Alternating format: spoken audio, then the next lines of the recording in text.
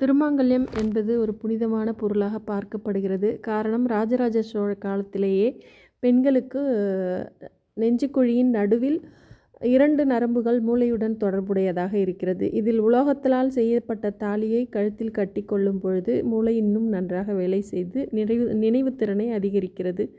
சில நேரங்களில் குழப்பமும் வரச் செய்கிறது. அதனால் ஆண்களுக்கு ஒரு நரம்பு தான் நெஞ்சுக்குழியிலிருந்து மூளை நரம்பு வரை செல்வதாக ஆராய்ச்சியில் கண்டுபிடித்து ராஜராஜ சோழனால் இந்த தாலி என்ற அமைப்பை ஒன்று உருவாக்கி அது ஏற்ற இறக்கம் இல்லாமல் இருப்பதற்காக 3 முடிச்சியை போட்டு ஒரு ஆணை விட்டு கட்டச் சொல்லியிருக்கிறார்கள். அது காலப்போக்கில் ஒரு சுபமங்கல பொருளாக சுமங்கலிக்கு உண்டான ஒரு அடையாளமாக கணவன் கட்டிவிட்டால் அது ஒரு லைசன்ஸ் மாதிரி தமிழ்நாட்டில் கலாச்சாரமாக ஊறிப்போய் ஒன்றிவிட்டது. ஆனாலும் வெளிநாடுகளில் பார்த்தால் இதெல்லாம் இந்த கலாச்சாரம் இல்லாத நாடுகளிலும் பெண்கள் இருக்கத்தான் செய்கிறார்கள். நம்மை விட ஆரோக்கியமாகவும் அறிவுள்ளவர்களாகவும்.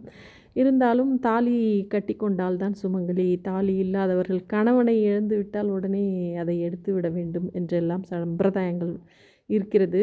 ஏதோ அந்த காலத்தில் அறிவியல் தொடர்புடையதாக இருப்பதால் உலோகத்தினால் செய்யப்பட்ட பொருட்கள் அக்கு ப்ரெஷர் பாயிண்ட்டுகளையோ அக்கு பஞ்சர் புள்ளிகளையோ தூண்டக்கூடியதாகத்தான் இருக்கிறது. இருந்தாலும் பெண்கள் இதை ஒரு சுபமங்கல பொருளாகத்தான் பார்க்கிறார்கள்.